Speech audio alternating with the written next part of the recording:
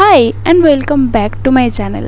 তো বেশ কিছুদিন আগে আমি বেরিয়েছিলাম এক উইকেন্ডের বিকেলবেলা কিছু কেনাকাটা করতে। আমার এক বোনের গৃহপ্রবেশ হচ্ছে, তাই আমাকে নেমন্তন্ন করে পাঠিয়েছে। তো বেশি তাড়াতাড়ি চলে গিয়েছিলাম বলে দোকান খোলেনি। পাশেই এক জায়গায় মেলা হচ্ছে দেখে ওখানেই ঢুকলাম। ওখানে কচি থেকে বড় বেশ কয়েক বয়সের বাচ্চারা দারুণ দারুণ পারফর্ম করছিল। তো ওদের পারফরমেন্স দেখতে দেখতে কিছুটা টাইমও কেটে গিয়েছিল। যেহেতু এটা একটা ছিল গাছের মেলা, তাই খুব স্বাভাবিকভাবেই এখানে বিভিন্ন জায়গায় বিভিন্ন ধরনের গাছের চারা এখানে বিক্রি হচ্ছিল। ওগুলো ঘুরতে ঘুরতে দেখে ওখান থেকে বেরিয়ে এলাম আর গেলাম আমার যেখানে দরকার ছিল ওখানে। স্টুডিও থেকে একটা ফ্রেম নিলাম আর এখান থেকে কাগজ আর পেন, মানে ওই আর্ট পেপার আর মার্কার, ওগুলো দিয়ে একটা মান্ডালা করে ফ্রেমে বাঁধিয়ে দেবো ভেবেছি।